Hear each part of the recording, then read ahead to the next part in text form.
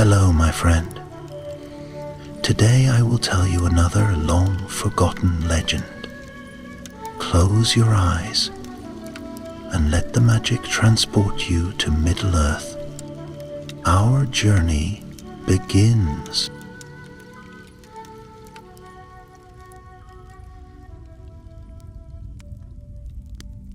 In the waning days of the Third Age, when Gondor's great war had ended and peace reigned across the lands, whispers stirred in the farthest reaches. Far to the south and west of Minas Tirith, in the shadowed crags of the Mountains of Shadow, rumors spoke of restless spirits, an army of the dead long held in uneasy rest. Gandalf the White stood atop the great walls of Minas Tirith, gazing toward the blackened peaks beyond the Pelennor fields. He had seen much in his journeys, from the fires of Mount Doom to the laughter of hobbits in the Shire, yet this chill in the air was different.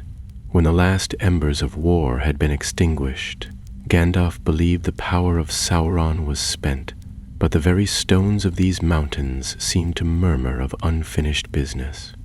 One dusk-touched evening, a tired rider arrived bearing news from the southern roads. He had glimpsed a lone Easterling warlord, his armor etched with strange runes, searching the ruined tombs beneath Dol Guldur. Alongside him, or so the rider claimed, moved shapes both gaunt and silent, their eyes empty but their purpose clear.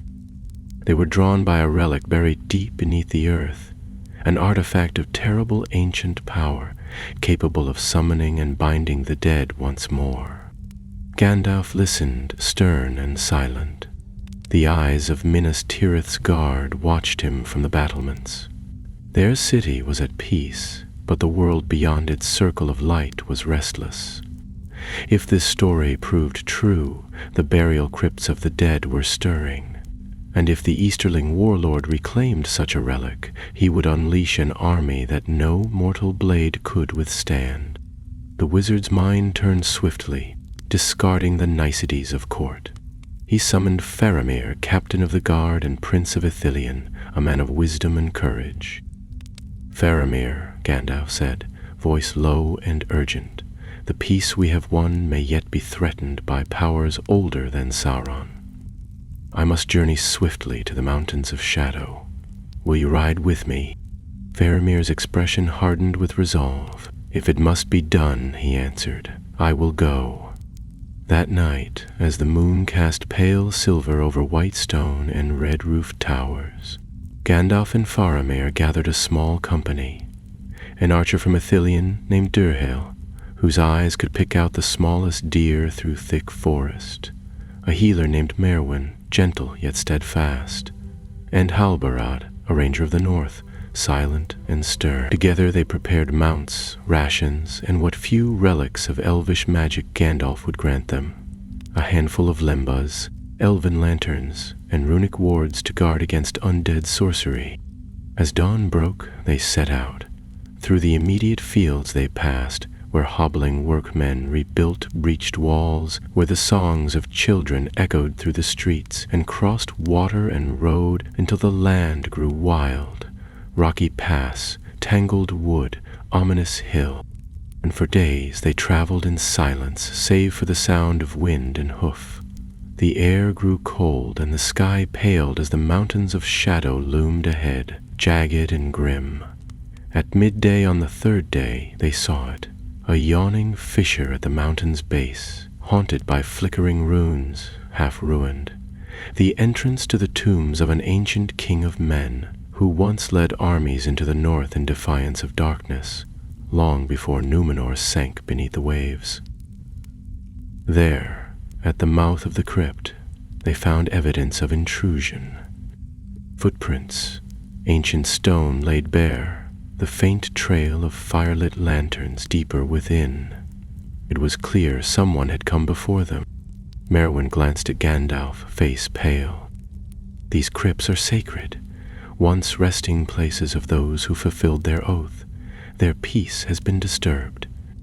Gandalf nodded gravely. "And the danger lies not only in what they guard, but what one might do to control them again. His staff tapped on the stone. Light shimmered for a moment. We must descend soon, but first we need a plan. They made camp just outside the crypt, lighting a single watchfire. As dusk gathered, Faramir spoke. If the rumors are true, they may wield an artifact, an ancient scepter, said to bend the will of the king's own dead. We must find it before they do. Halbarad added, voice low, and if they succeed, we may face that army ourselves, this time without the fell beast of the Nazgul to scatter them. The night fell, and with it came distant rumblings, echoes of hollow voices and stirring stones far below, goblin-like whispering or the wind playing tricks. No one could tell. Still, every ranger kept watch, bow readied and senses strung tight. Before sleep could come, Gandalf rose, gazing toward the crack in the earth. Mountains hold memory, he murmured. We must tread carefully, but by dawn we descend, and we meet the first test. And as the fire died to embers, the wizard's path became clear. To secure the relic, protect the dead, and prevent a darkness worse than war. At dawn, the company stood before the gaping entrance of the ancient tomb. Cold mist curled about their feet, and the air was thick with silence, as though the earth itself held its breath. Faramir tightened his grip on the hilt of his sword, and even Halbarad, calm and weathered, seemed wary of the darkness beyond. Gandalf led the way, his staff casting a steady white glow that pushed back the shadows clinging to the stone walls like cobwebs. The passage descended steeply, carved with the precision of old Númenórean hands, the stones etched with faded runes of warning and honor. Dust coated every surface, untouched for ages, until now. In the light of Gandalf's staff, footprints became clear. Heavy boots had passed recently, some dragged as if burdened.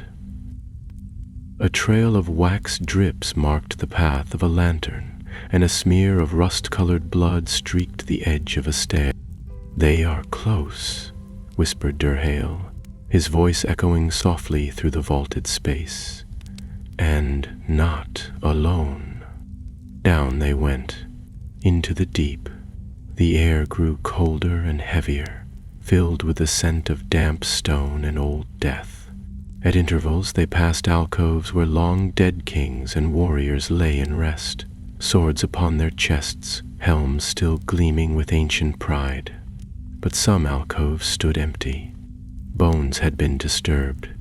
One sarcophagus had been forced open entirely, the lid cracked down the middle, and what lay within was gone.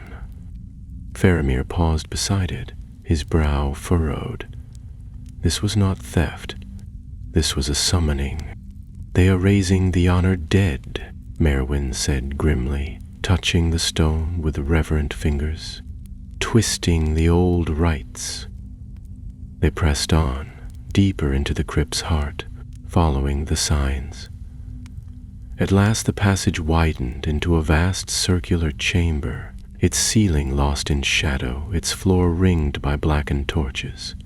There, atop a dais of pale stone, stood a great stone bier, empty, and behind it a mural stretched across the wall, weathered but still legible. It showed a man in regal armor, crowned and bearing a scepter, standing above a kneeling host of warriors in ghostly armor. The inscription read in Quenya, "He who was sworn shall rest. He who is called again shall bring ruin." "The artifact must be the scepter," Gandalf murmured, "a tool once used to command the Oathbound. If it falls into the wrong hands..." Before he could finish, a sudden noise broke the stillness. A low scraping, like metal dragged across stone. The companions turned, weapons drawn, as three figures emerged from a side passage. not men. Corpses, their faces pale and sunken, eyes empty of life yet burning with unnatural light. They moved without hesitation, clad in rusted mail, each bearing a sword as ancient as the tomb. "The dead walk," Faramir said. Gandalf stepped forward, raising his staff. "Go back to your rest," he commanded. "You are not bound to this cause." For a moment, the dead halted, shivering as if some inner struggle gripped them. Then, behind them, a dark figure appeared, tall, wrapped in a deep crimson cloak, helm gleaming with gold and jet. His voice was like oil on stone. The Easterling warlord said, "By blood and bone, you are too late." Gandalf's eyes narrowed. "You hold the scepter." The warlord raised a hand. In it shimmered a rod of black steel, shaped like a broken crown. It pulsed faintly, as though alive. "With this, I command what you fear," he said, and with a gesture the 3 dead warriors lunged. The battle was sudden and fierce. Faramir met the first with his blade, steel clashing against undead strength. Dirhal loosed an arrow that struck true, but the creature did not fall. Halbarad fought the second with grim determination, keeping it from flanking Merwin, who had drawn a silver-bladed dagger blessed by elves of Lothlorien. Gandalf turned to the warlord. "You do not know what you wield." "I know enough," the Easterling snarled. "Enough to unmake the kingdoms of men. You think Sauron was the only dark power to covet dominion?" Gandalf struck with his staff, light blazing from the tip. The warlord staggered, cloak scorched, but did not fall. He hissed and retreated into the dark, leaving the undead to finish the fight. Dural's second arrow pierced the throat of the nearest corpse, and it fell at last, crumbling into dust. Faramir and Halbarad, working in tandem, dispatched the second.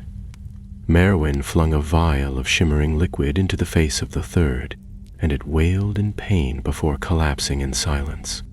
The chamber fell still again. Only the warlord's echoing laughter remained, fading into the distant tunnel. "We must pursue him," Faramir said, panting. "He has the relic." Gandalf lowered his staff, his expression grim. "No, not yet. The scepter's presence is corrupting this place. If we chase him unprepared, we risk raising the entire tomb." He turned to the mural. "There is another way. The rightful heir to the scepter's legacy may yet claim it back, but we must find the descendant of the Oath King whose tomb this was." "And where would such a man live?" asked Halbarad. "In the hidden vale of Lamadon," Gandalf said. "An old bloodline endures there, one who may resist the relic's call, and command the dead not by fear, but by honor." The company exchanged grim looks, understanding the road ahead would be longer and more dangerous than they had hoped. Yet there was no turning back, and so they turned from the desecrated chamber and began the ascent, weary but determined, as behind them the shadows writhed in growing unrest. The true battle, it seemed, had only just begun. The wind had risen by the time the company emerged from the tomb, carrying with it the scent of old stone and something fouler, like the stench of rot buried deep in the earth, now loosed upon the world. The sun was veiled by drifting clouds, pale and cold as they began their journey toward Lamadon. None spoke for a long while. Each rider bore the weight of what they had seen: the risen dead, the stolen scepter, and the Easterling whose ambition could unmake the fragile peace they had fought so hard to win. They rode westward, skirting the mountain's base, keeping to lesser-known paths through thickets and ravines. Gandalf led them swiftly, his staff sheathed for now, but his senses sharp and ever watchful. The land changed subtly as they pressed on. Trees twisted in strange ways, and stones turned up where there should have been none. Faramir, who knew the southern reaches better than most, frowned as he guided his steed around a strange cairn. "This was not here last season," he muttered. "Someone or something is shaping the land." Halbarad nodded without speaking. Even Dehal, normally steady, had his bow ready at hand, eyes sweeping the underbrush as if he expected it to move of its own will. Merwin rode beside Gandalf, her healer's eyes watching the others, as though sensing wounds not yet revealed. On the second night they made camp in the ruins of an old watchtower, its stones blackened by some long-forgotten fire. As they ate in silence, the wind shifted again, and from the dark woods came the distant tolling of a bell. It was faint, mournful, and far too deep to belong to any village bell they knew. "There are no chapels in this part of the hills," said Faramir, rising to his feet. "No living ones," said Gandalf, standing as well. "That sound belongs to the unquiet." No attack came that night, but none slept deeply. When the company set off the next morning, the clouds had thickened. Rain began to fall by midday, not heavy, but persistent, clinging to cloaks and making the path treacherous. By evening they reached the edge of a broken ridge, and beyond it the valley of Lamadon stretched out, shrouded in mist and rain. Long ago, Lamadon had been a quiet land, dotted with hill farms and forests, its people sturdy and private. Now it seemed a place half forgotten, the woods darker, the farmsteads abandoned or shuttered. Gandalf led them to an ancient stone bridge, half collapsed, spanning a narrow gorge. Beyond it rose a small keep, old and ivy-cloaked, built into the hillside. "This is the Hall of Calimere," Gandalf said. "A forgotten lord of old Gondor. His blood runs still in his grandson, Lord Eredin. If any man can claim the legacy of the Oath King, it is he." They crossed the bridge with care and rode up to the keep's iron-bound gate. A single bell was struck within, and a guard, young, wary, and rain-soaked, opened the gate with suspicion. Yet when he saw Gandalf, his eyes widened. "By the stars, it's true," he whispered. The grey pilgrim returned. Gandalf merely nodded. "Tell your lord I must speak with him. It concerns the dead." They were brought through narrow stone halls, warmed by dim hearths and scented with herbs and aged wood. At last they came to a long hall where Lord Eredin waited. He was a man of perhaps 35, with dark hair and a quiet strength in his gaze. He wore no crown, only a cloak fastened with a brooch bearing the emblem of a white tree, wrapped in silver thorns. "I feared you would come, Mithrandir," Eredin said after a moment. "The dreams have returned. I see them every night. Men in ghostly mail, reaching for something just out of sight." Gandalf stepped forward, lowering his hood. "Because something has been taken. The scepter of Malbeth, once buried with the Oath King, has fallen into the hands of a servant of Shadow. With it, he seeks to awaken the dead and bind them to his will." Eredin grew still. "So the whispers are true. The Shadow walks again." Faramir took a step forward. "We believe the dead may only be truly laid to rest or commanded to peace by one of the king's blood. You, my lord—" "I am no king," Eredin replied, "and I have no army." "You have what the war law does not," Gandalf said. "The right." For a long time Eredin said nothing. Rain tapped at the stained glass windows. Then he turned to the company. "You will stay the night," he said, I must go to the shrine at Aelentir, where the bloodline was sworn. If the spirits accept me, I will go with you." That night passed slowly, filled with quiet preparations. Merwin prepared poultices and charms. Durhale inspected the fletching of every arrow. Halbarad stood watch at the gate, unmoving beneath his cloak. Gandalf sat in the library with Eredin, poring over faded scrolls that spoke of the oath sworn in the early days of Gondor. The scepter had been forged not to command, but to remind, the final token of loyalty given to the last king before the curse was laid upon his house. At dawn, the company rose and followed Eredin into the hills. The shrine of Aelentir lay hidden in a forest of black pines, its path strewn with fallen stones and half-buried statues. The deeper they went, the more the air changed. It felt heavy, watchful, as if something ancient stirred beneath the roots of the world. At the heart of the grove stood the shrine, a stone circle inscribed with sigils of peace and fealty.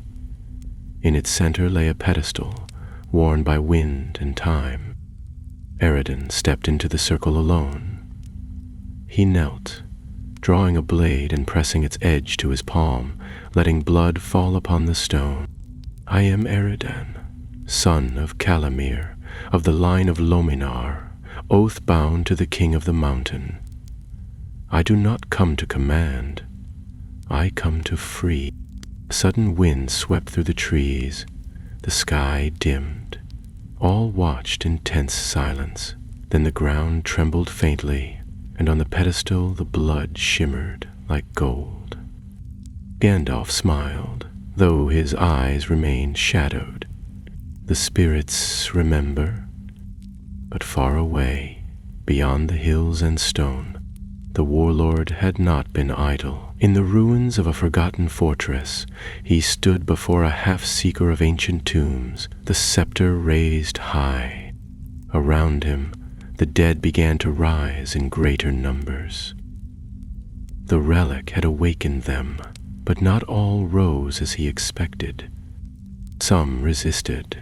Some whispered words of old allegiance. Some looked to the west, as though waiting for another. The warlord growled, "No matter, let them wait.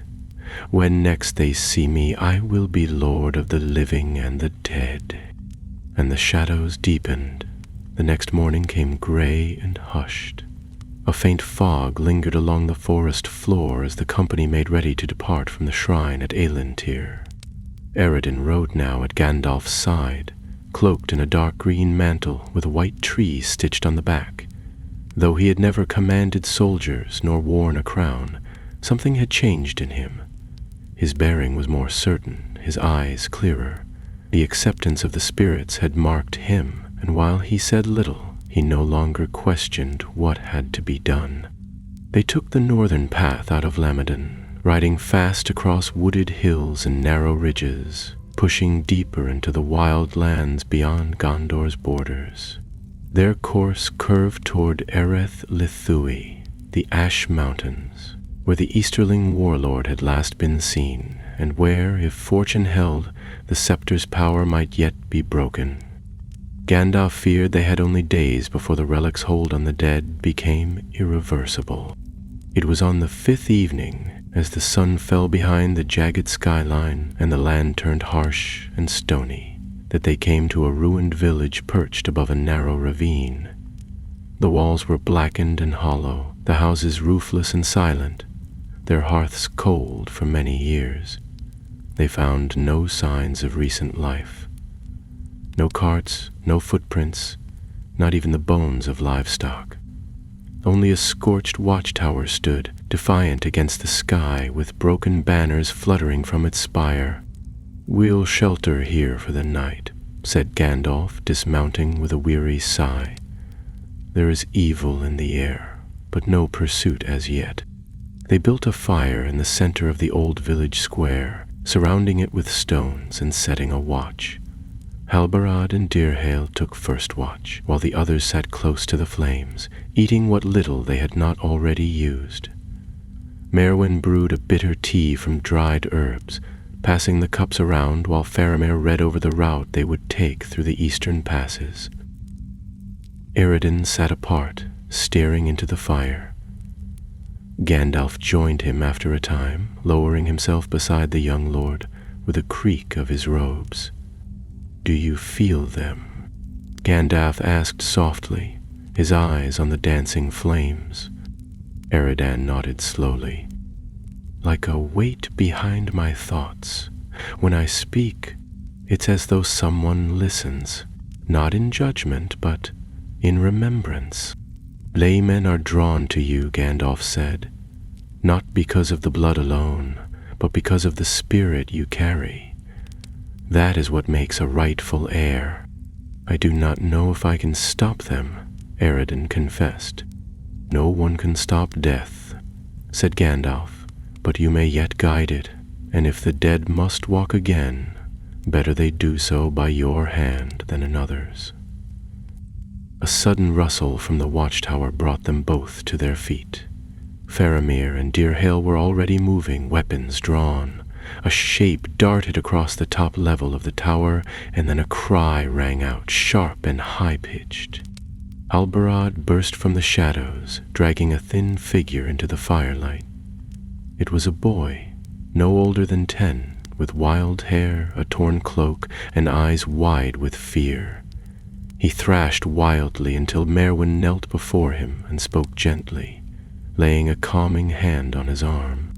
"We thought the place abandoned," said Faramir, sheathing his sword. "Where did he come from?" The boy looked at them all, then pointed east with trembling fingers. "They came from the ground, the black-cloaked men. They made the bones walk. My brothers tried to fight, but they didn't stay dead. I ran. I hid here."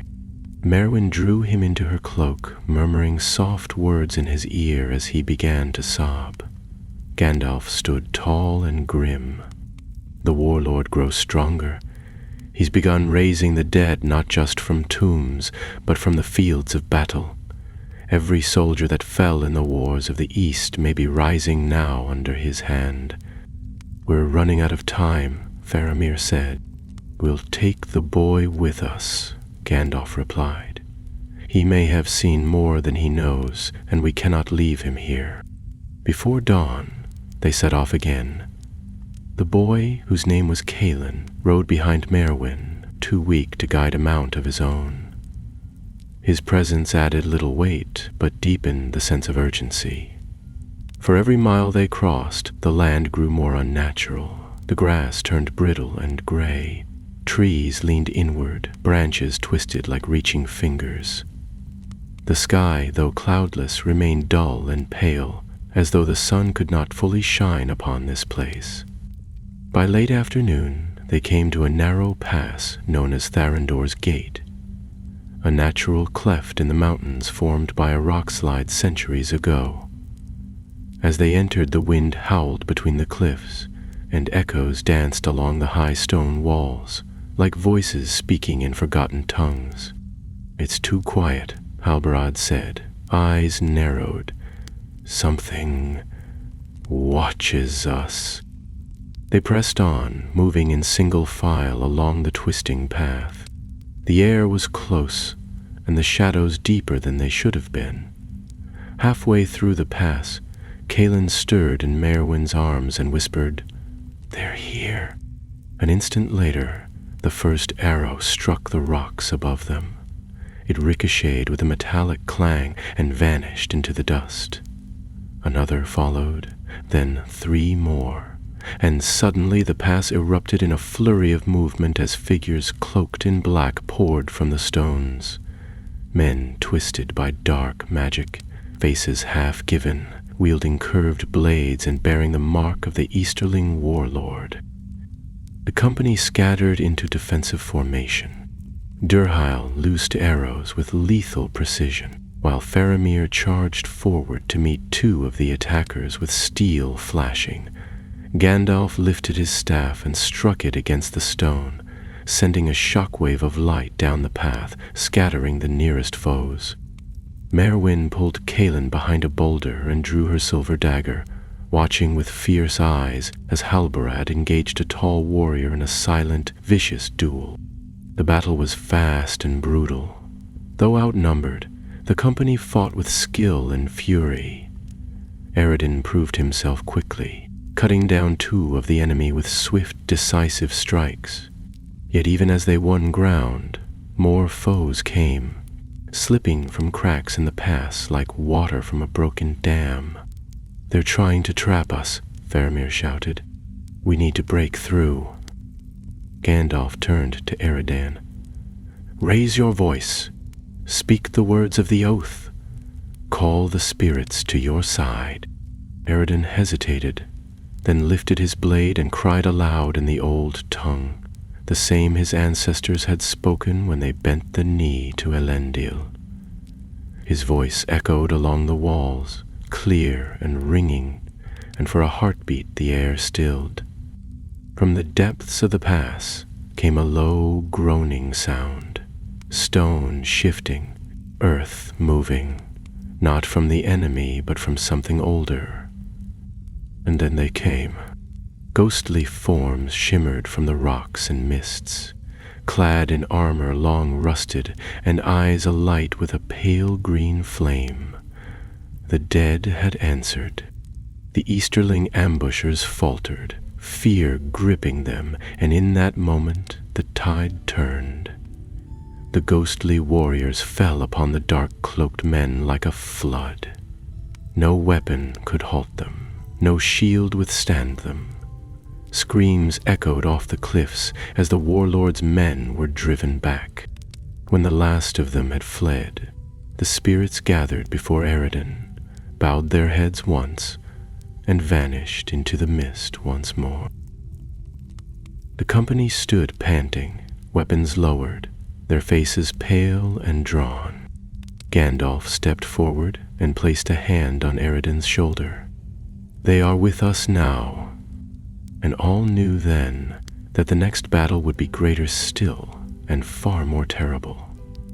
After the ambush in Therendor's gate, the company pressed forward into the lands that once bordered Mordor, a gray expanse of ash-streaked hills and forgotten battlefields.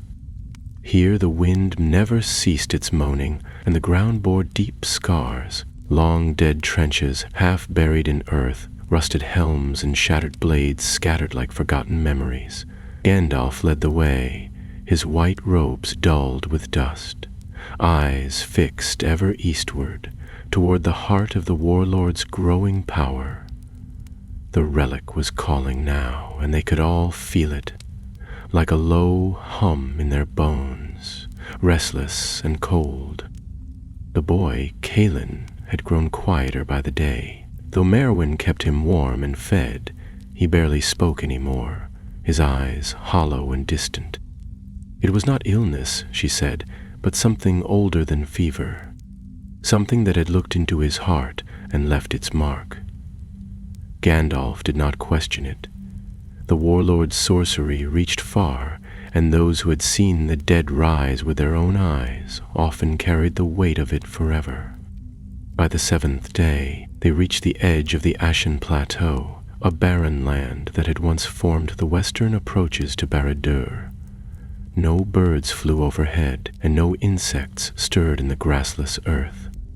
Even the sky looked thinner here, washed in a pale gold that did not warm the skin. They camped beneath a ring of jagged stones that had once been part of a waypost road, though the markings upon them had been scratched out and replaced with strange symbols, etched with what looked like blackened nails. Eredan spent much of that night in silence. Though he had proven himself in battle, and the dead had answered his call, doubts gnawed at him like worms beneath the bark. Gandalf could see the strain, and as the others slept beneath their cloaks, he walked with the young lord among the ruins. "You think yourself unworthy," the wizard said, not as a question, but as a truth long spoken. Eredan nodded, keeping his eyes on the black line of the horizon. I am a steward of a forgotten house. My line fell into obscurity long ago, and yet the dead listen to me as if I were something more. I cannot help but wonder if they listen only because they have no one else." "It may be so," Gandalf replied gently. "But in this world, greatness does not come by birthright alone. The dead do not obey because of a crown or a title. They follow you because you do not seek to master them.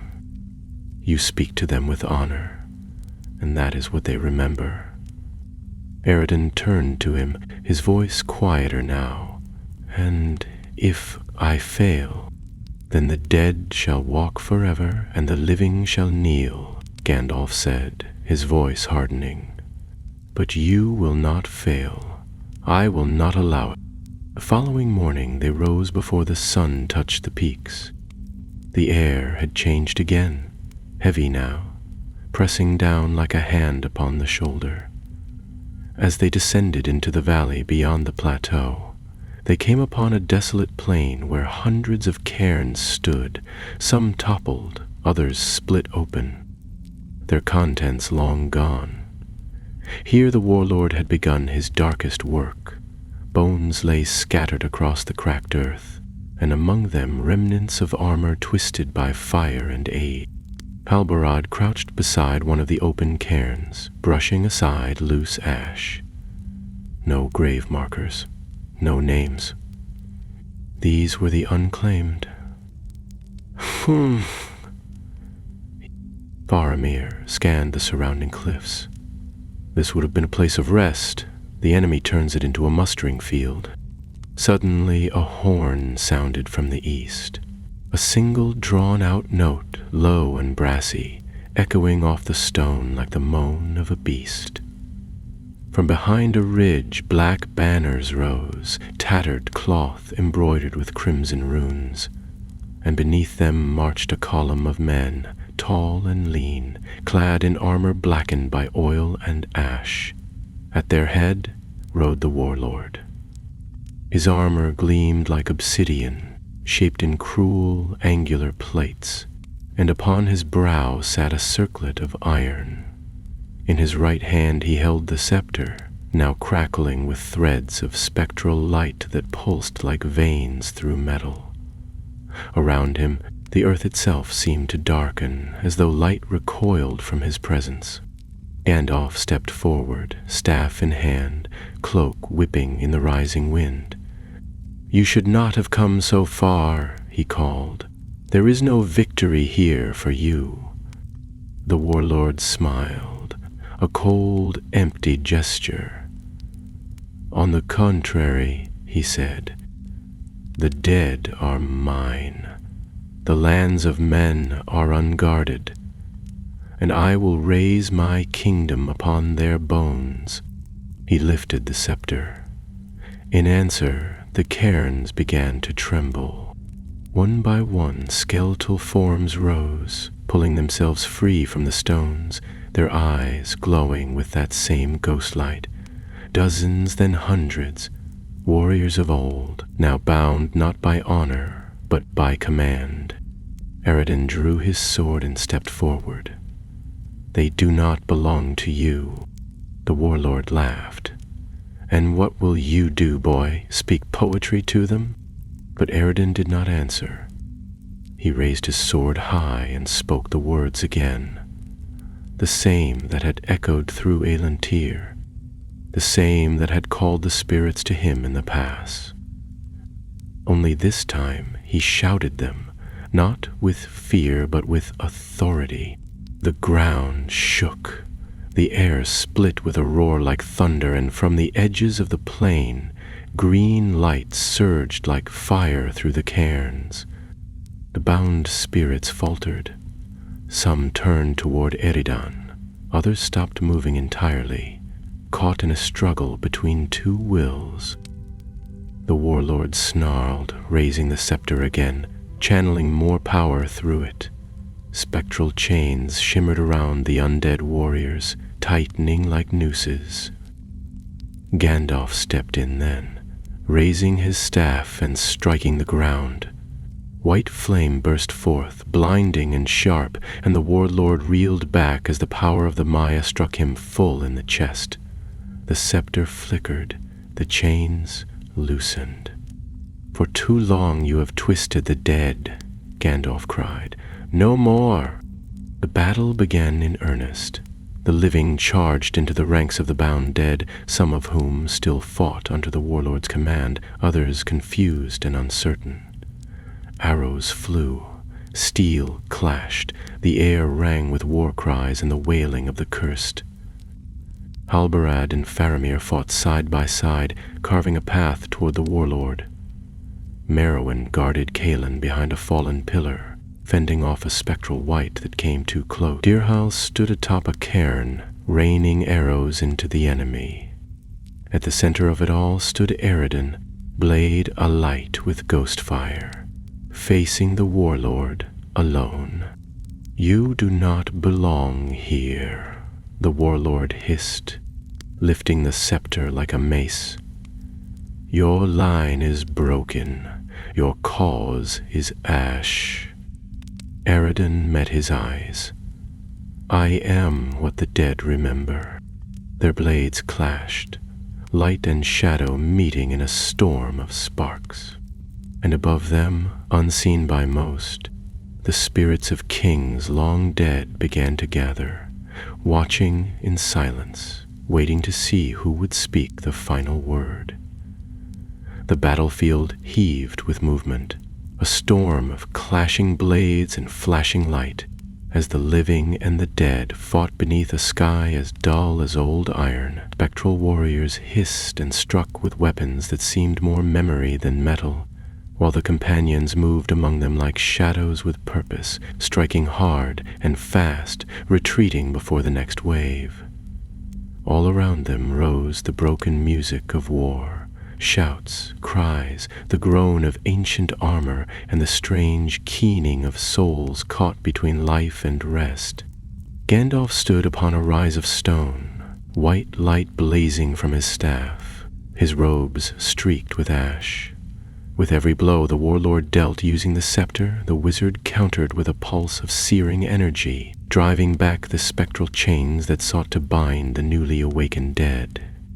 But even his power had its limits, and the scepter's corruption was not so easily undone. The warlord fought like a man possessed, his eyes dark with the hunger of dominion, his strikes aimed not to kill but to shatter, to break will as much as bone. Near the base of the rise, Merowyn had taken a defensive position beside a shattered column, where she shielded Calin with her cloak and a drawn dagger.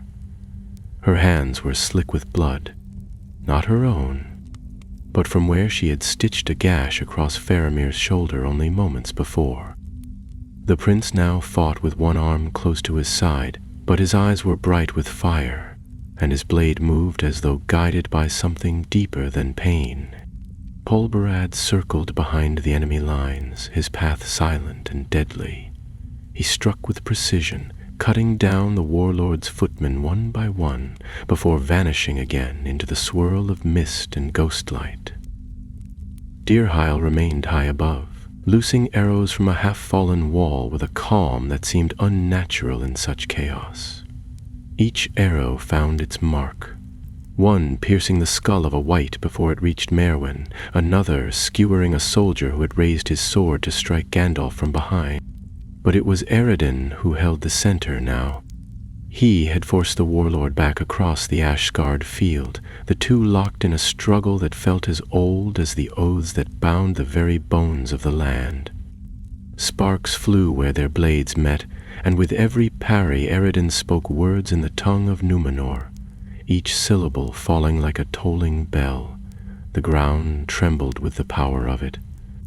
"You fight for nothing," the warlord snarled, his black iron helm cracked and his voice choked with rage. "Your line is broken, your kingdom dust."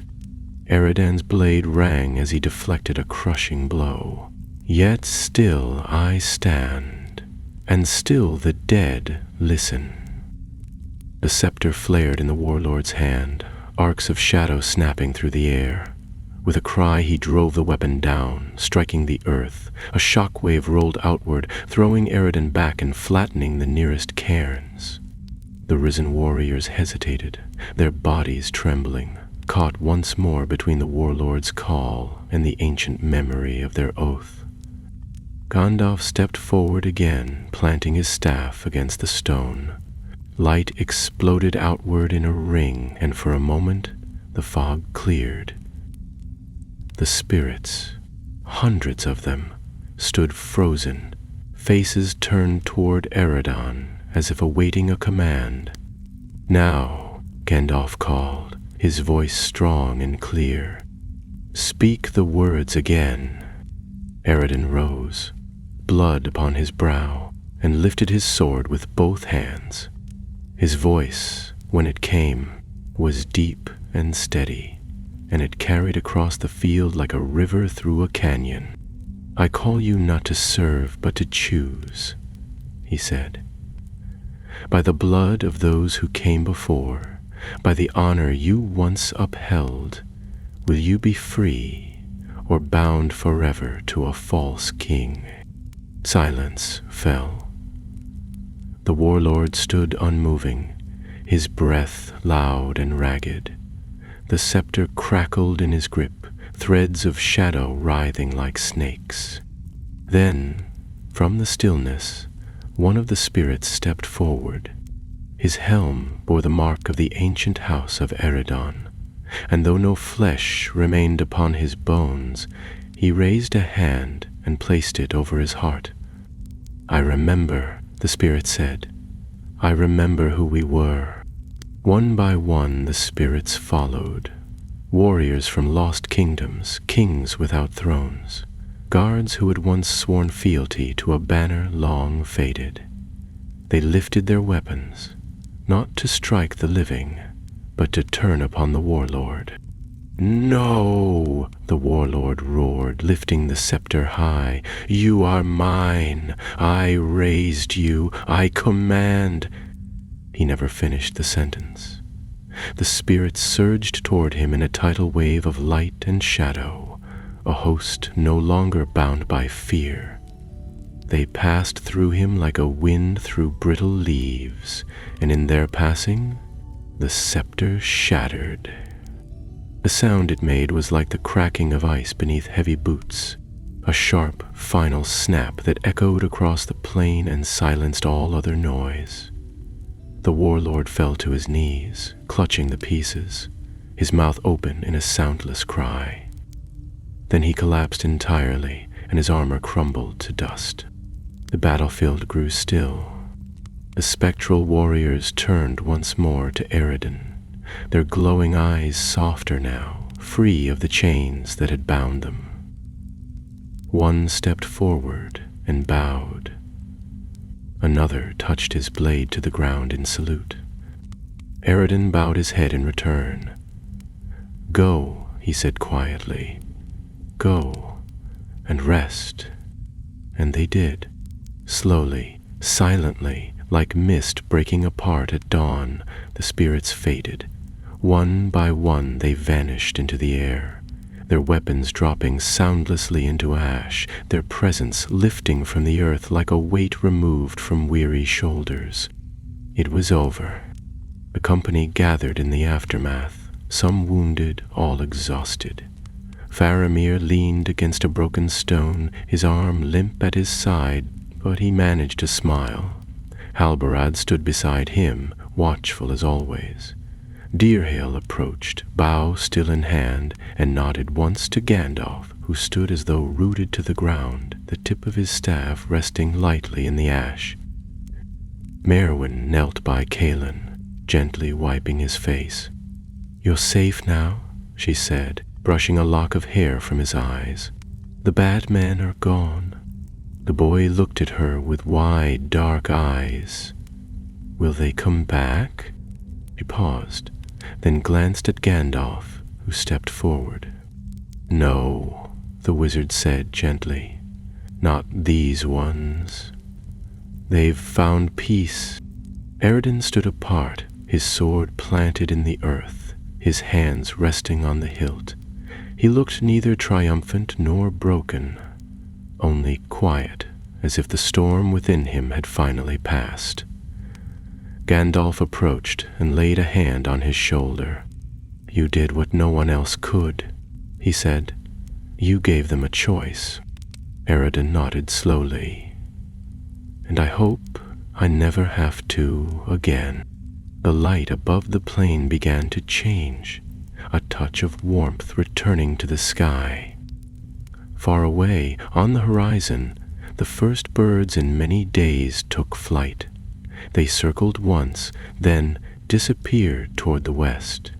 And in the silence that followed, the companions understood something deeper than victory. The dead had been given rest. The land, though scarred, could begin to heal. But their journey was not yet done. For beyond the Ashen Plateau, in the ruins of old fortresses and silent cities, shadows still stirred. Evil, once awakened, seldom vanished completely. And so they gathered their things, tended their wounds, and prepared to ride again. For though this battle had ended, the road ahead still wound through darkness, and it would take all their strength to see it through.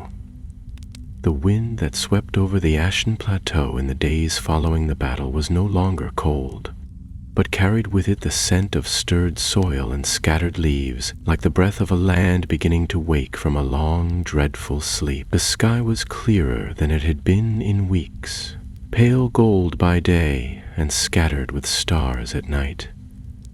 Yet peace was a fragile thing.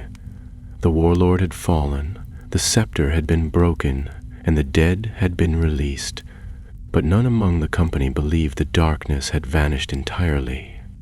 They rode westward in silence for the better part of a day, following a narrow path that wound along the ridges of old battlefields and the forgotten ruins of watchtowers that once guarded Gondor's border. Gandalf led them now with less urgency, though his gaze often drifted eastward, as if sensing something just beyond the edges of the world. The others followed without question. They were weary, and though the fight had passed, their hearts had not yet uncoiled from the tension that had held them so long. Eredin rode near the rear, his horse a tall gray with a streaked mane that caught the wind. Since the battle he had spoken little. His face bore no pride, no triumph, only a quiet weight, as though the voices of the dead still echoed faintly in his ears. Faramir kept close beside him, his shoulder bound with fresh wrappings and his eyes ever on the trail ahead. He knew too well the look of a man who had led others beyond the point of return. They made camp that night beneath the broken remnants of an old stone archway, part of a forgotten temple or gatehouse lost to time. No markers remained to tell its name. Merwin lit a fire in the hollow of the ruins, stacking wood with care and using dried moss to coax the flame.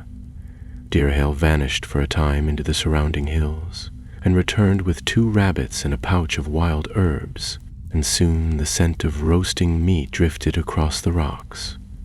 Gandalf sat apart, writing in a leather-bound journal with a long, slender quill that shimmered faintly in the firelight.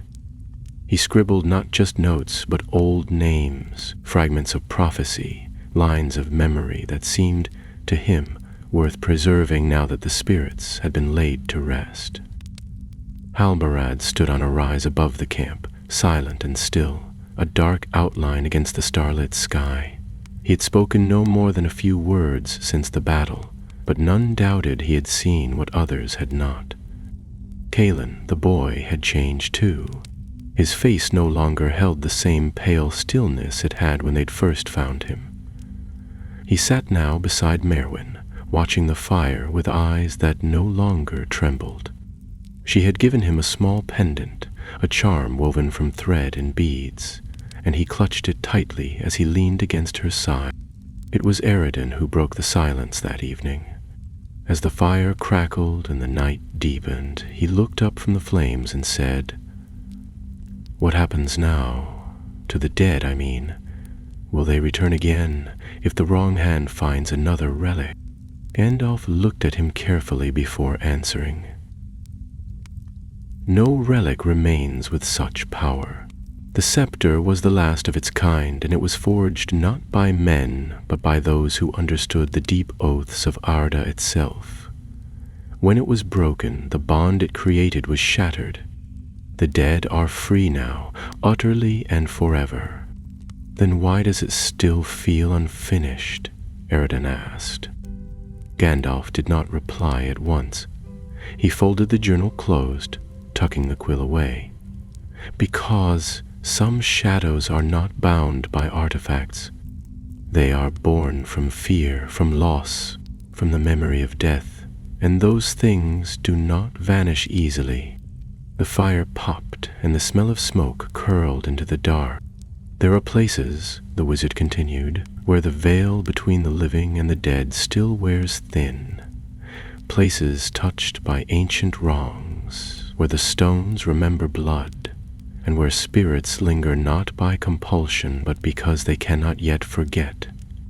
Those places may stir again, and others will have to answer their call. Faramir shifted beside the fire. Then we must ensure that when they do, it is not in darkness. Durhal nodded in agreement, passing the cooked rabbit to Halbarad without a word. Later that night, as the stars wheeled overhead and the last embers glowed faintly in the ashes, Eredin stood alone at the edge of the ruined archway. The wind moved around him like a whisper, gentle and constant.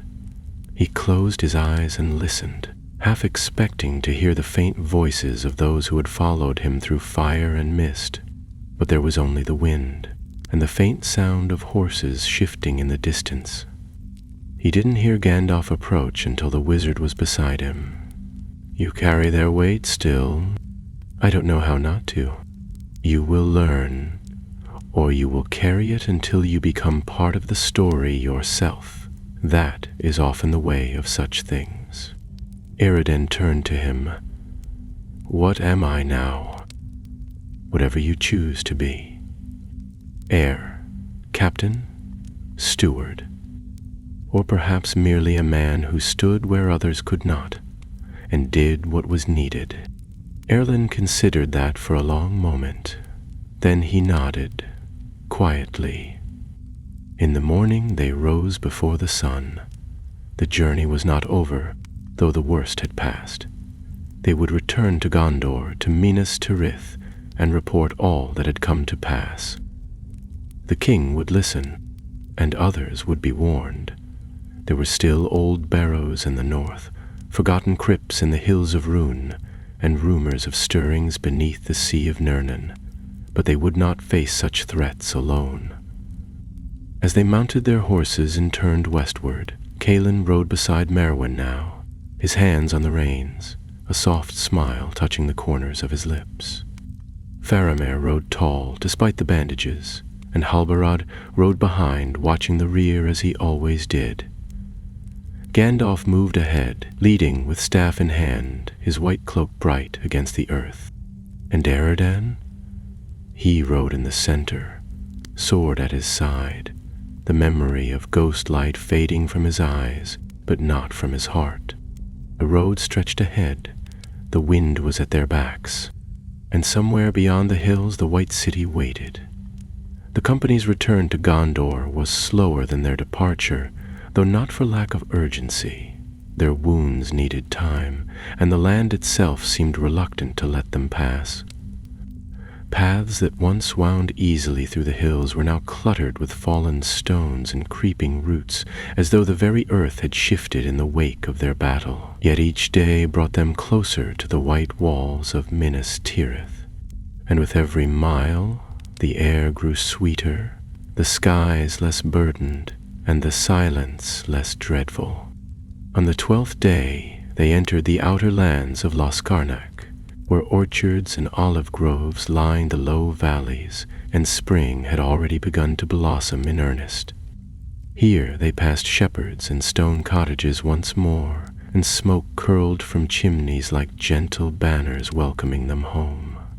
But their welcome was not the triumphant kind. No fanfare followed them, no trumpets sounded from tower or field. Their deeds were known only to those who had fought beside them, and to the ancient stones that had witnessed it. Gandalf was the first to speak as the towers of the White City came into view, their spires catching the morning light like the blades of 1,000 lances. It will not be long before others feel what we have stirred. News will spread, slowly at first, then like fire in dry grass. There are eyes beyond the Sea of Rune, and ears in the south that will not welcome the fall of the warlord. Faramir, who rode close beside him, nodded, but neither will they move hastily. The defeat of the dead will give them pause, especially if they learn it was a man of Gondor who broke the scepter's power. Eredin rode near the rear, quiet as ever. Though much of the weight he had carried after the battle had lessened, there was still a shadow behind his gaze. No glory had come from what he'd done, no revelry or feast awaited. He had not saved a kingdom, only freed the remnants of one already forgotten, and yet that was enough. They entered Minas Tirith by the southern gate as the sun reached its peak, and the guards, though surprised, saluted Gandalf at once and lowered their spears without question. The streets were quieter than they had been when the company left. The city still bore the signs of repair.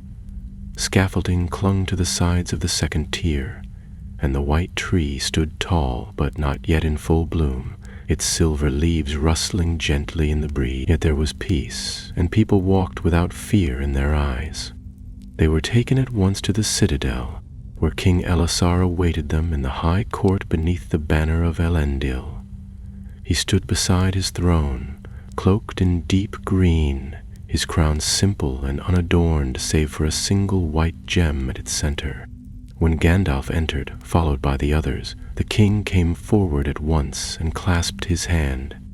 "Mithrandir," he said, his voice warm though wearied. "Your message reached us by raven, but I did not expect your return so soon." "There was no cause to delay," Gandalf replied. "The danger has passed, for now." The king's eyes shifted to Eredin, who stood at the back of the hall, uncertain whether he was meant to step forward. "And this," Aragorn said, his voice lower, "is the one who bears the blood of the mountain kings." Eredin bowed stiffly, unused to ceremony. Eredin, son of Calimir, of the line of Laminar. Aragorn studied him for a long moment, then motioned for him to rise. "You have done something rare, Eredan. You have returned what should not have been awakened. I have heard many tales in my time, and I know well the weight of oaths made in darkness. Few could have borne what you did, and fewer still could have broken the chain without becoming its master." Eredin met the king's gaze, unsure of how to respond. "I did only what was needed. That is why it matters," Aragorn said, and turned to the others. "All of you have done what songs will not soon forget, though perhaps they will not be sung for many years. There are things too deep for simple verse." He offered them rest in the city, rooms in the houses of healing for those still recovering, and quarters near the citadel for the others. Merwin remained in the healing wing to aid the wounded. Faramir returned to the court of Ithilien to resume his duties as steward. Halbarad, ever the wanderer, vanished from the city walls by nightfall, saying nothing of where he was bound. Durhale left the next morning, bound for the north, with news for his kin in Arnor. And Calin, the boy who had once crouched in a broken tower with death all around him, was placed under the care of a kindly family near the fifth circle, where laughter returned to him slowly but surely. Eredin lingered longer. Days passed, then a week. He walked often through the great libraries, studying maps and old records. He spent long hours in the garden of the white tree, sitting beneath its silver branches, speaking little. The people of the city began to recognize him, not as a hero, but as a quiet figure who had done something important without needing the world to remember it. On the morning of the 10th day, Gandalf found him in the high courtyard, staring out over the Pelennor fields. "I am not made for halls and thrones," Eredin said before Gandalf could speak. "My blood may be noble, but I've no desire to wear the trappings of it." Gandalf nodded. "Then don't. But the world will change, with or without you. There will be other shadows, other voices that call from the deep places. You must choose whether to turn away or be ready when they rise again." Eredin turned to him slowly. "Do you think they will rise again?" "I know they will. Peace is never permanent, Eredin. It must be tended like a fire in winter. Left too long, it fades." "And what of you?"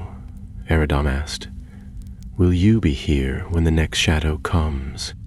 Gandalf smiled, but there was a sadness in it. "No.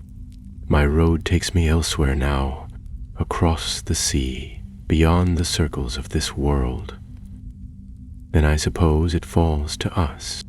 "Yes," the wizard said gently. "It always has." That night, beneath the stars, Eredin left the city. No fanfare marked his passing. He carried no banners, wore no mail, only a simple cloak, a sword at his side, and a heart that had once stood among the dead and chosen the living. He rode eastward, not toward war, but toward the lands that had been left untended for too long. There were ruins to rebuild, roads to reclaim, and tales to find that had not yet been told. And behind him, the white tree rustled softly in the wind, silver leaves glinting like stars, as though bidding him farewell. Scridge deepened as Eredin journeyed eastward, and though the lands beyond Anduin bore the scars of old battles, they stirred now with cautious life. The wildflowers returned first, small, brave things that grew along the edges of forgotten roads, and behind them came the trees, shedding the brittle limbs of winter and reaching skyward once more. Yet for all the beauty returning to the world, there was still a quiet watchfulness to the east, as though something waited just beyond sight, unwilling to retreat fully into the shadow that had spawned it. Eredin rode alone, save for the gray horse he had taken from Minas Tirith's stables, and a small satchel of provisions that hung at his side. He bore no crest, wore no silver helm, and did not speak his name in the villages he passed. It was not humility that guided his silence, nor fear of recognition, but a deeper sense of purpose. Titles did not matter here. Deeds did, and though his hands bore no crown, they had once borne the command of the dead, and that memory followed him like a second shadow. He followed the road south through Ithilien, a land now vibrant with renewal. Faramir's stewardship had brought life back to the woods, and the ruins of old forts now stood cleared and tended, with vines cut back and moss scraped from the stones. Rangers patrolled the hills again, and the people who had once fled in fear had begun to return, rebuilding homes, planting fields, and lighting fires that burned long into the night. In one such village, nestled between two wooded ridges and built from timber freshly hewn from the forest's edge, Eredin lingered for 3 days. He helped mend a broken cart, shared news of Gondor's safety, and listened to a widow tell stories of her husband who had marched to war and never returned. She gave him bread and strong tea, and asked no questions about the sword at his side. When he left, she pressed a sprig of rosemary into his hand, saying it was for remembrance, and he tucked it inside his cloak without a word. Beyond Ithilien, the road bent southeast toward the Ephel Duath. The mountains rose like blackened teeth against the horizon, their jagged peaks trailing mist even in daylight. Few dared pass near them, and those who did often whispered of strange sightings, shadows moving where no trees stood, voices that echoed through canyons with no speaker to call them. Eredin pressed on, undeterred. His path lay not upon the heights, but through the lowlands east of the mountains, where the ruins of old battlements and watchposts still crumbled into silence.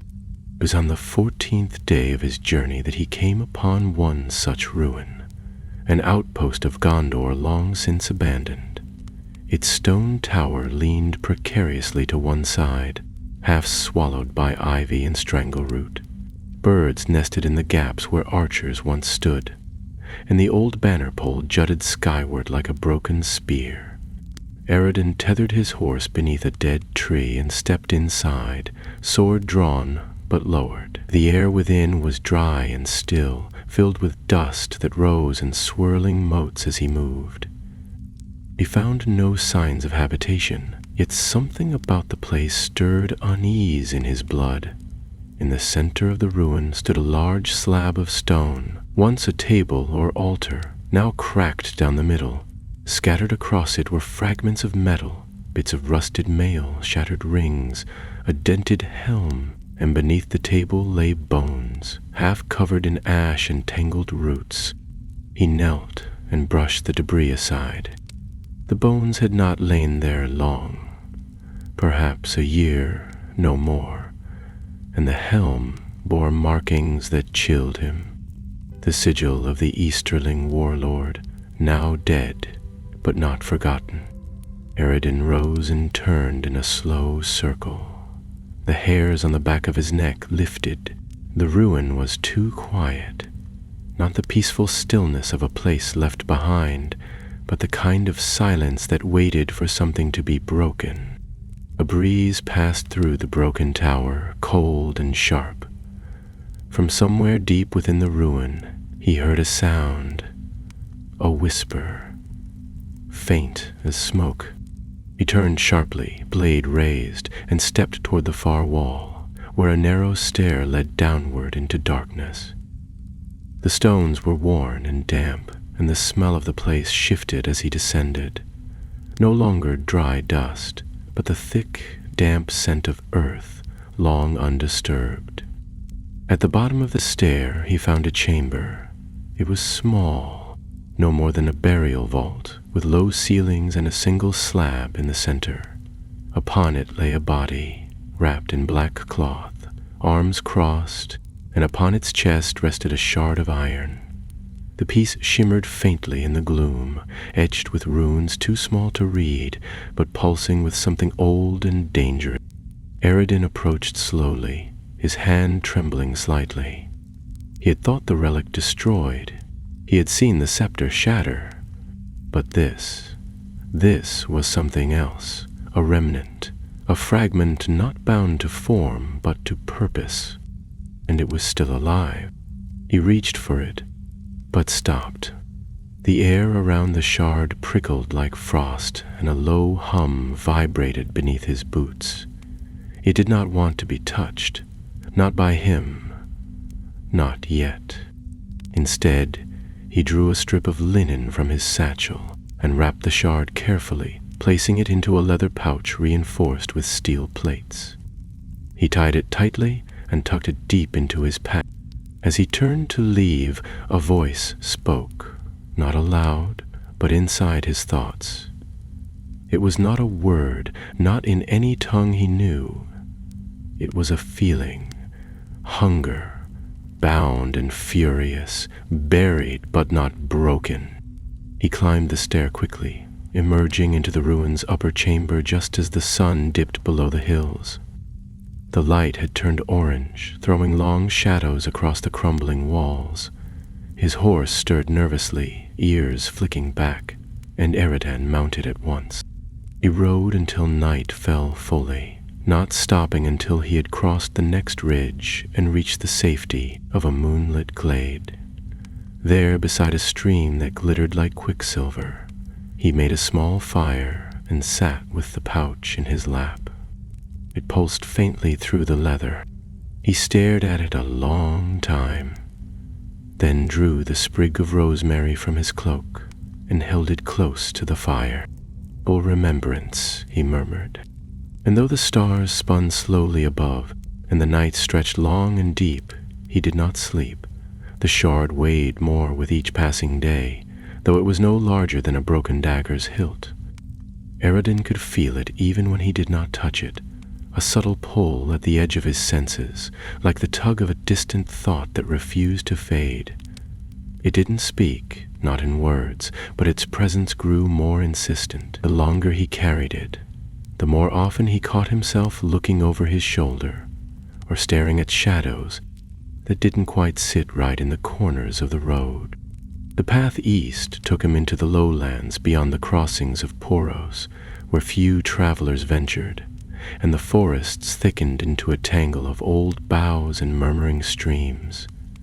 He had passed no soul for 3 days, save for the shape of a fox that watched him from the edge of the trees and then vanished, as if sensing the wrongness in the pack he carried. Even the birds were quieter now.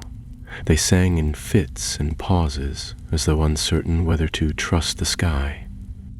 It was on the 5th morning after leaving the ruin that the dreams began. They came not as memories, nor as wild inventions of a restless mind, but as something stranger. In them Eredin stood not as himself, but as a figure cloaked in gray, faceless, surrounded by a circle of kings with empty eyes. They stood in silence around him, unmoving, their hands clutching swords that bled smoke instead of steel. And at the center of the circle, a throne rose from the earth, tall, black, and formed from a twisted tree. Upon it sat no living creature, only a helm, and within the helm, a flickering ember. Each time the dream ended the same way. The kings would lift their swords, the ember would flare, and Eredin would wake with his heart pounding and the taste of ash in his mouth. He did not speak of it aloud. He knew better. There were magics in Middle-earth that fed not on power but on fear, and by giving voice to such things they grew stronger. So he rode on, deeper into the wild, following the old river south, toward the marshes that bordered the forgotten lands of Harandor. It was in a clearing ringed with yew trees that he met the woman. She sat by a fire so small it barely gave off light, her cloak deep brown and ragged, her hood drawn low over her face. Eredin slowed his horse, wary, but she did not startle or rise. Instead, she lifted her head and said in a voice clear and smooth, "You've brought something with you. I can feel it from here." He dismounted, not drawing his sword, but keeping one hand near the hilt. "And who are you to speak of such things?" The woman pulled back her hood, revealing hair the color of midnight and eyes pale as winter glass. She was young, or seemed to be, though something in her gaze hinted at more years than her skin betrayed. "Call me Isilia," she said. "I am a watcher. I listen to the bones of the land." Eredin did not relax, though curiosity sparked beneath his caution. "Do you listen for gold? For power?" She shook her head and stirred the fire with a stick. "No, only for danger, and the thing in your pack has begun to scream." He said nothing for a moment, then stepped closer and sat across from her, the fire crackling softly between them. The horses nickered nearby, their hooves shuffling nervously against the earth. "You know what it is?" he asked at last. Isilia reached for a small satchel at her side and drew out a carved wooden disc. Etched into it were swirling lines, like a map of wind currents or river paths, though they glowed faintly in the dusk.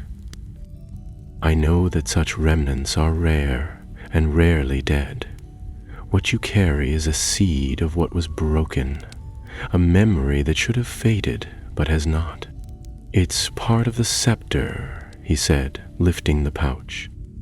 "The relic that bound the dead." She nodded, though her expression darkened.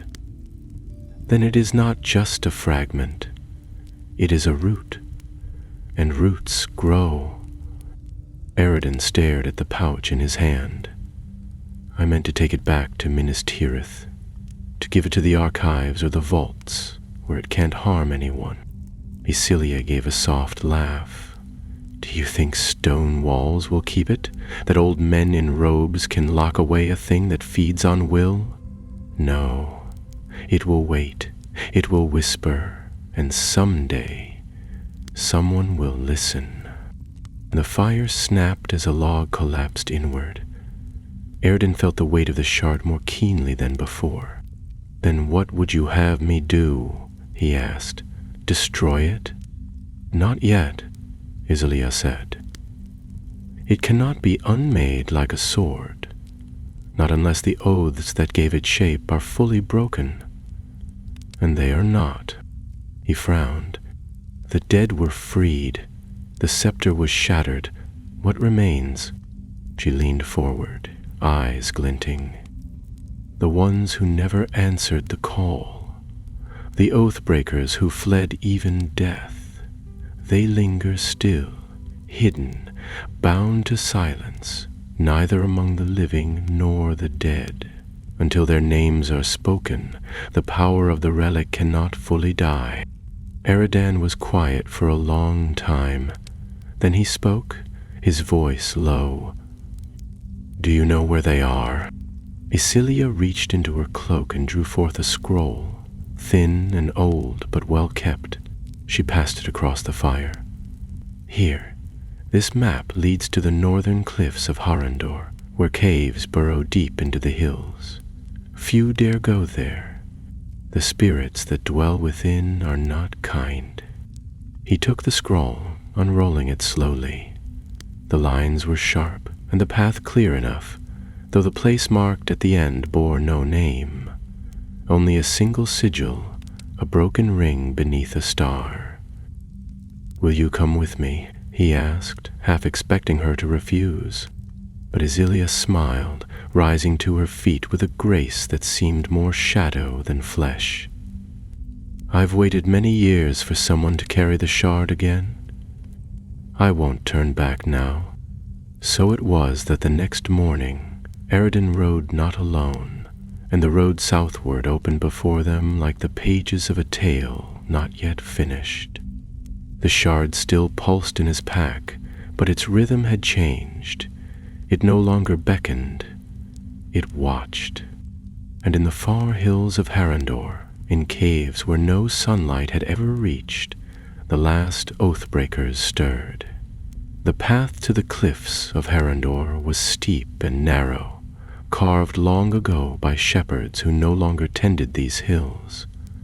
The earth had hardened from years of neglect, and the stone was brittle beneath the hooves of their horses.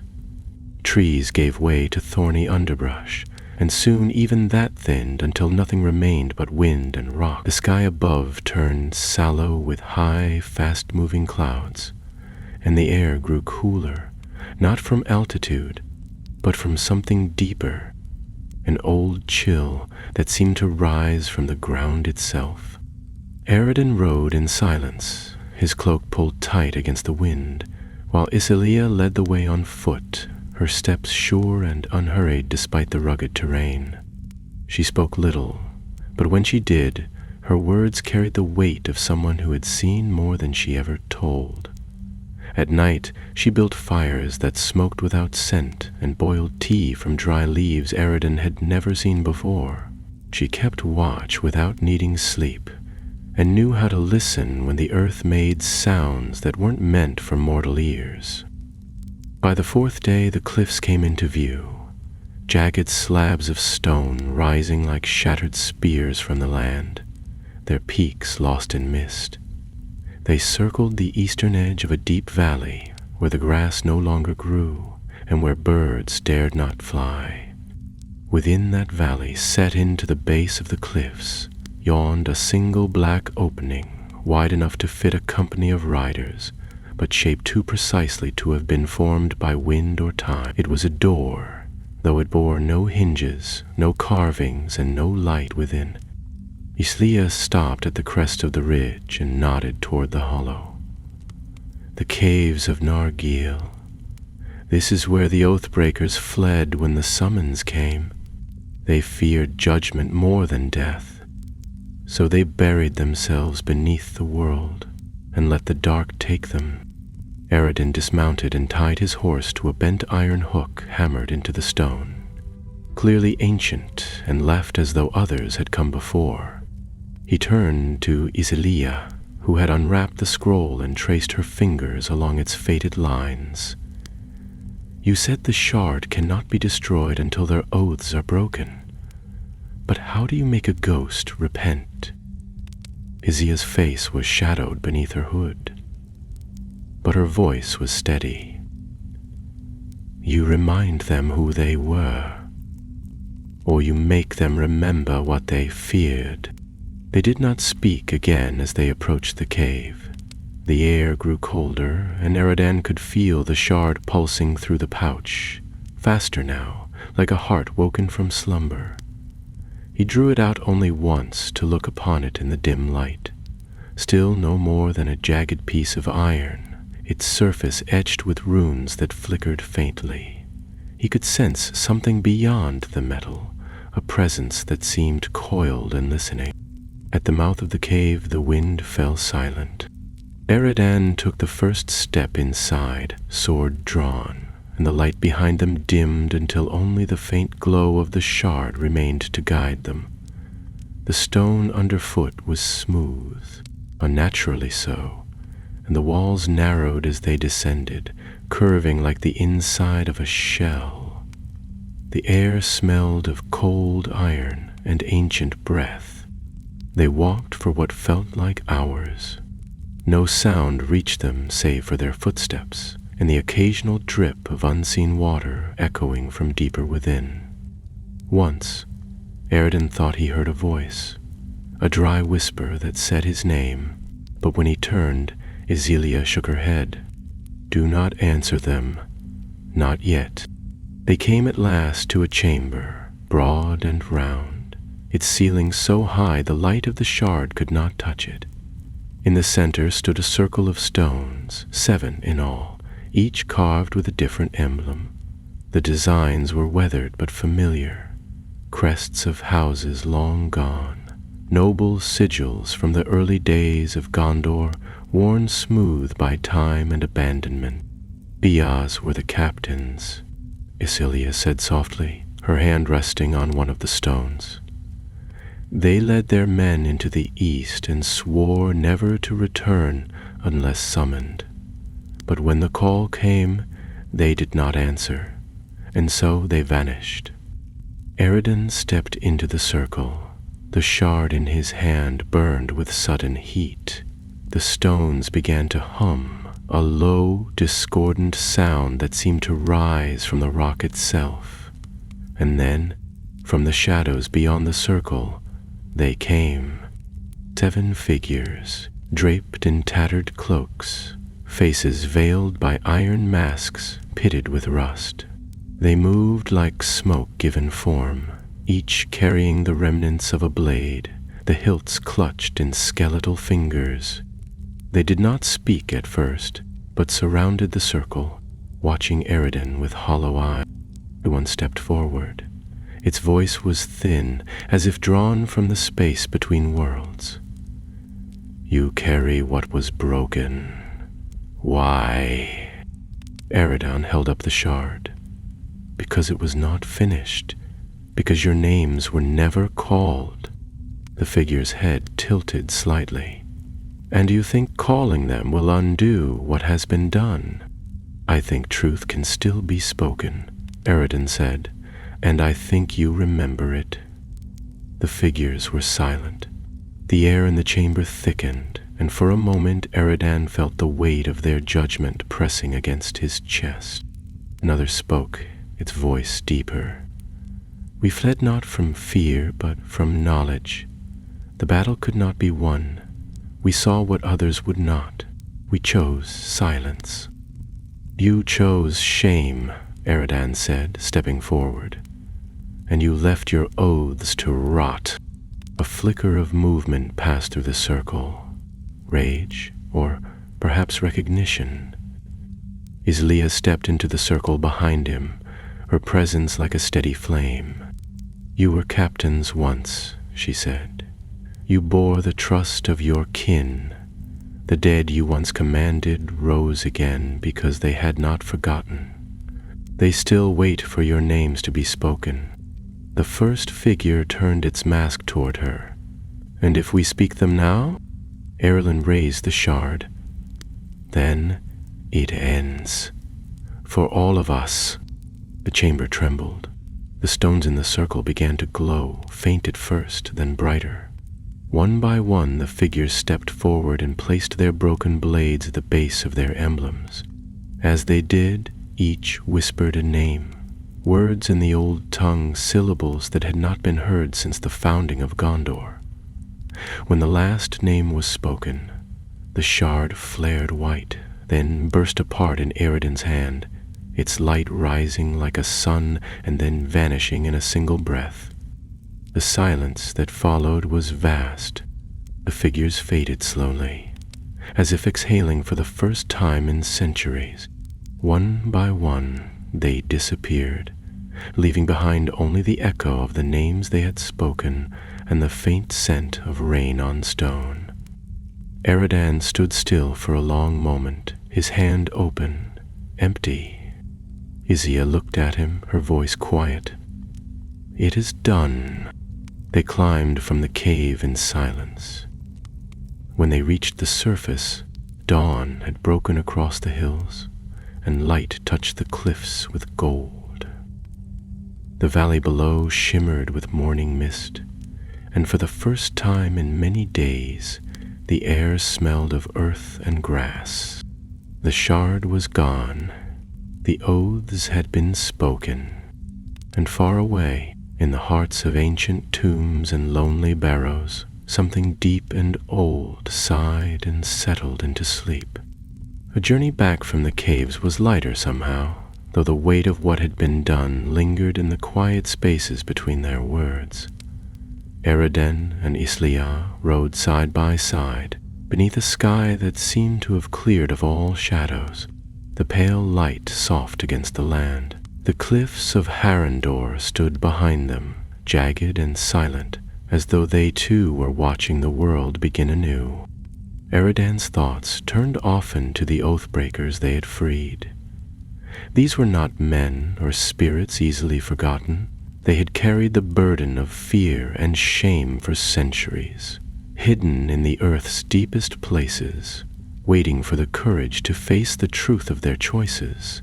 That truth had come now, and with it a final rest. The dead had been laid to peace not through force, but through remembrance. Isilia's voice broke the silence as they descended the ridge toward the forest below. There will always be echoes of the past, but now they will no longer bind the living. You have done more than break a relic or defeat a warlord. You have mended the chain of honor that once held a kingdom together. Eridan nodded, though the future still held uncertainties. The darkness is quieter now, but it will never truly leave. There are always those who seek to twist old power for new ends. That is why the stories must be told, she said. Why we must remember what happened so that others may learn. The dead cannot protect us, but we can honor them. Their horses picked their way through the trees, and the world seemed to breathe easier with every step closer to the lands where men still lived. The villages were quiet, the people wary but hopeful. When they reached the borders of Ithilien, a ranger stepped from the shadows, bow in hand but lowered in greeting. "Faramir," Eridan said, recognizing the steward's familiar face. Faramir's expression was grave but warm. "We heard the news, the peace you've brought. It will echo through these hills for many years." Eridan dismounted and clasped his friend's forearm. "It was not my peace alone. No, but it was yours to carry, and to walk on after. They rode together toward Minas Tirith, where the city waited like a jewel beneath the morning sun. The white tree stood taller now, its silver leaves full and bright, a symbol of hope renewed. At the gates, Gandalf awaited them, his robes clean and his smile quiet. "You have returned with what was lost," he said, voice soft as the wind. "And for that, the world is lighter." Inside the halls of the citadel, King Elisar greeted them once more. The court was fuller now, with voices and laughter and the hum of life returning to a kingdom long shadowed by war. Eredin spoke little, content to listen and learn. His place was no longer just as a son of kings, but as a guardian of memory and honor. The weight of the dead's legacy rested on his shoulders, but he bore it willingly, for it was a burden that bound the past and future together. Days passed into weeks, and stories began to form, tales of the Oathbreakers freed, of the shattered scepter, of a young lord who faced the shadows and called the spirits back to rest. These stories were told not in songs or poems, but in the quiet acts of kindness and courage that spread like wildfire through the land. And so the world turned. The dead no longer walked to serve fear or darkness, but rested in peace beneath the earth. The living remembered them with honor, and the shadows learned to fade before the dawn. Eredin rode often to the gardens of the White Tree, sitting beneath its silver branches and feeling the pulse of life in the world around him. The wind whispered through the leaves, carrying the voices of the past and the promise of what was yet to come. In time, he understood that the true power was not in relics or magic, but in the choices made by those who stood in the light when darkness called. And with that knowledge, he rode forward into a world renewed, beneath a sky forever open to the hope of dawn.